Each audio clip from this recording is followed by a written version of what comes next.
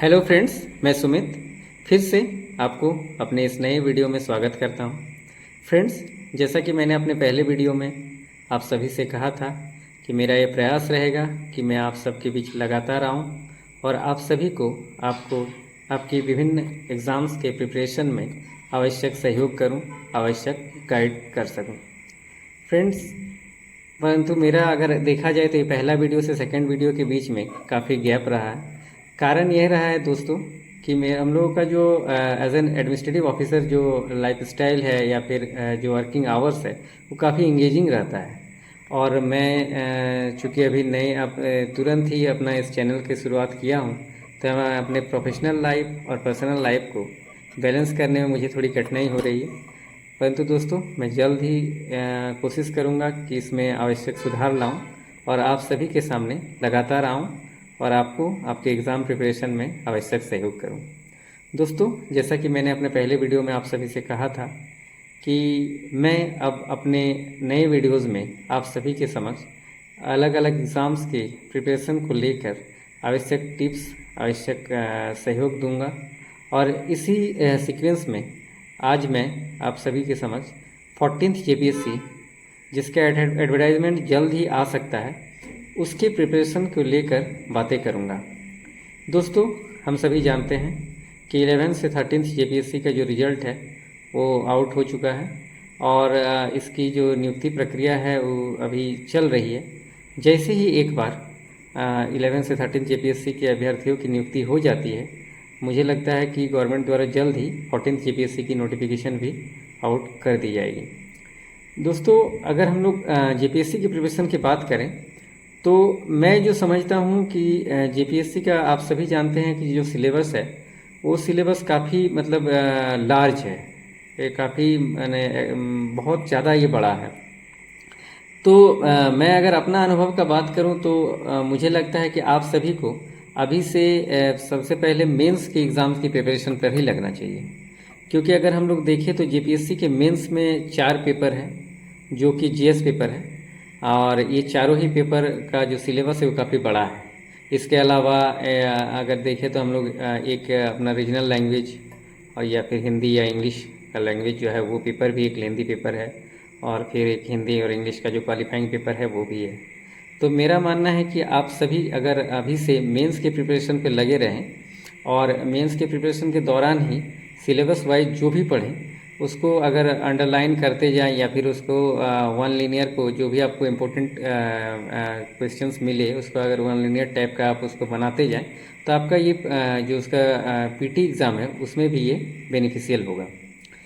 तो आज इसी सीक्वेंस पे मैं चर्चा करूंगा जेपीएससी के सिलेबस में जो आपका जीएस पेपर 1 है जिसके अंतर्गत हिस्ट्री और ज्योग्राफी का पेपर है, उस पेपर के बारे में आज मैं आप सभी के समक्ष चर्चा करना चाहूँगा, डिस्कस करना चाहूँगा।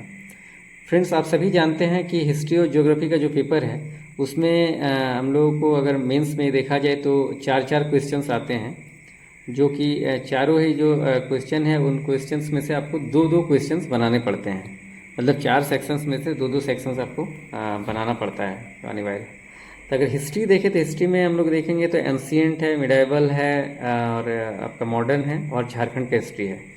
इन 4 में से हम लोगों को 2 क्वेश्चंस को चूज़ करना पड़ता है, 2 क्वेश्चंस बनाना पड़ता है। तो इसी सीक्वेंस में आज हम लोग एंशिएंट हिस्ट्री का एक सिलेबस पे हम लोग डिस्कस करेंगे। एंशिएंट हिस्ट्री के अंतर्गत अगर सबसे पहला देखें तो पहला जो है वो हम सभी जानते हैं कि सिंधु घाटी सभ्यता, इसका पहला जो टॉपिक है इंडस वैली सिविलाइजेशन जिसे कहते हैं। और इस टॉपिक के अंदर जो सब टॉपिक है उसमें इसकी जो है उत्पत्ति, इसका एंटिक्विटी यानी कि पुरातनता, उसके बाद एक्सटेंट विस्तार और ऑथरशिप, ये सारे सब टॉपिक हैं और मेन फीचर्स ये सब टॉपिक है इंडस वैली सिविलाइजेशन में। तो इंडस वैली सिविलाइजेशन का अगर हम लोग इसको ठीक ढंग से पढ़ें तो जैसे हम लोग मेंस सिलेबस को तैयार करेंगे तो उसके साथ ही साथ अगर हम उसको हाईलाइट करते जाएं महत्वपूर्ण जो फैक्ट्स हैं उनको और वन लिनियर टाइप का इसको अगर हम लोग बनाते जाएं तो इसके साथ ही साथ हम लोग का जो पीटी एग्ज़ाम है उसकी भी तैयारी हम लोग साथ ही साथ कर सकते हैं। और मैंने ऐसा ही किया था दोस्तों। मैं वही चीज़ आप सभी के समक्ष रख रहा हूँ जो मैंने अपने से किया था। तो अगर इंडस वैली सिविलाइजेशन का हम लोग बात करें तो इसमें अगर हम लोग देखें तो इस सभ्यता का जो सर्वप्रथम जो पता लगाया गया था वो चार्ल्स मैसन ने लगाया था। 1826 में इस सभ्यता की पता लगाया था उन्होंने। दरअसल उन्होंने वहाँ पे हड़प्पा सभ्यता जहाँ हम लोग देखते हैं जो आज पाकिस्तान में है, तो वहाँ पे उन्होंने देखा था कि उस क्षेत्र के लोग जो हैं अपने घरों को बनाने के लिए वहाँ ज़मीन की खुदाई करते हैं और उनको नीचे से वहाँ जो ईंटें प्राप्त होती है उससे वो घर बनाते हैं। तो उन्होंने इसकी जानकारी उनको हुई थी कि यहाँ पे कुछ हुआ होगा, कुछ सभ्यता रहा होगा, लेकिन इस पर उन्होंने बहुत ज़्यादा प्रकाश नहीं डाला है। और बाद में अगर देखें तो इसमें जो है इसके बारे में जो अलेक्जेंडर कनिंघम थे उन्होंने सर्वप्रथम इसका सर्वे करवाया था 1853 में। और बाद में हम लोग सभी जानते हैं कि जो हमारे लॉर्ड कर्जन जो थे उनके समय में 1904 में भारतीय पुरातत्व विभाग की स्थापना हुई और भारतीय पुरातत्व विभाग के अधीन जो जॉन मार्शल थे महानिदेशक, उन्हीं के समय इस सभ्यता की खोज हुई। और इस सभ्यता की खोज सर्वप्रथम हड़प्पा नामक स्थल पर की गई थी जो वर्तमान में पाकिस्तान में है दोस्तों। और इसीलिए इस सभ्यता का जो नामकरण हुआ वो हड़प्पा सभ्यता हुआ। अब हम लोग इसको अगर देखें तो हम लोग हर एक बुक, चाहे वो कोई भी हम लोग बुक देखेंगे तो सब बुक में आपको बहुत सारे फैक्ट्स मिल जाएंगे। तो फैक्ट्स के बारे में हम ज़्यादा चर्चा मैं नहीं करूँगा। आप लोग इसमें पढ़ सकते हैं कि हड़प्पा सभ्यता की खोज कब हुई। जैसे हम लोग देखते हैं कि 1921 में हुई और इसका खोज दयाराम साहनी ने किया। देन मोहनजोदड़ो का हुआ 1922 में जो राखालदास बनर्जी किए। इसी तरह अलग अलग जो उसके महत्वपूर्ण स्थल थे, चाहे वो लोथल हो, चाहे हम लोग कालीबंगा हो, इस टाइप के अलग अलग महत्वपूर्ण स्थल की खोज हुई। खोज कब हुआ, किसने किया, उन स्थलों से महत्वपूर्ण क्या क्या चीज़ें प्राप्त हुई, ये सारी चीज़ें हम लोगों को कलेक्ट करनी है। और ये सारी चीज़ें आप जब इसके मेंस अभ्यास में लिखेंगे, मेंस आंसर्स में लिखेंगे, जैसे कि सिंधु घाटी सभ्यता के जो मेन फीचर्स है, महत्वपूर्ण विशेषताएं, तो उन सब में भी आपको काम आएगा। और इसके अलावे इसको आप अपने पीटी एग्ज़ाम के लिए भी इन फैक्ट्स का यूज़ कर सकते हैं। इनसे क्वेश्चंस डायरेक्ट आते हैं। अब अगर देखें तो सिंधु घाटी सभ्यता के उत्पत्ति, ये जो एक सब टॉपिक है इंडस वैली सिविलाइजेशन के अंतर्गत, तो इसमें हम लोग देख सकते हैं कि इसका उत्पत्ति मतलब है कि इस सभ्यता की उत्पत्ति कैसे हुई। दरअसल दोस्तों कोई भी सभ्यता जो आती है वो ऐसा नहीं ना है कि वो अचानक मतलब आई हो। कोई भी सभ्यता का जो विकास होता है वो क्रमिक रूप से होता है, एक सीक्वेंस में होता है। इसीलिए इसी तरह सिंधु घाटी सभ्यता के भी विकास के जो कई मत हैं, उत्पत्ति के कई मत हैं, उन्हीं मतों में 3 मत प्रमुख हैं। एक मत है दोस्तों कि मेसोपोटामियन सभ्यता से इसका विकास हुआ। मेसोपोटामियन सभ्यता जो कि सुमेरियन सभ्यता के नाम से भी जाना जाता है, जो सिंधु घाटी सभ्यता की समकालीन सभ्यता थी, इसके बारे में माना जाता है कि मेसोपोटामिया सभ्यता के लोगों ने ही इसका विकास किया। कुछ विद्वानों का ये मत है।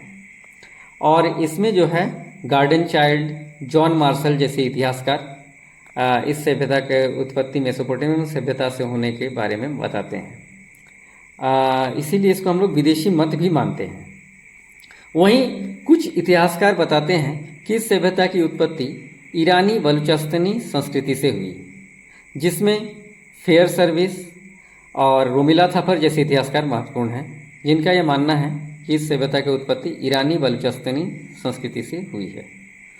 वहीं कुछ अन्य इतिहासकार जो कि हमारे देश के महत्वपूर्ण इतिहासकार रहे हैं, जैसे कि अमलानंद घोष, डीपी अग्रवाल, इन सभी का मानना है कि इस सभ्यता की उत्पत्ति सोथी संस्कृति से हुई है। अब दोस्तों उत्पत्ति में जब आप ऐसे लिखिएगा तो इसमें फ्लो चार्ट के तौर पे इनको बना लीजिएगा कि उत्पत्ति के लिए जो अलग अलग विद्वानों के मत है वह इस प्रकार है। इस टाइप से 3 गो आप कैटेगराइज बांट दीजिए कि पहला तो हो गया मेसोपोटामियन सभ्यता से जो माना जाता है, दूसरा हो गया ईरानी बलूचिस्तानी संस्कृति से जो माना जाता है, और तीसरा हो गया सोथी संस्कृति से जो मानते हैं।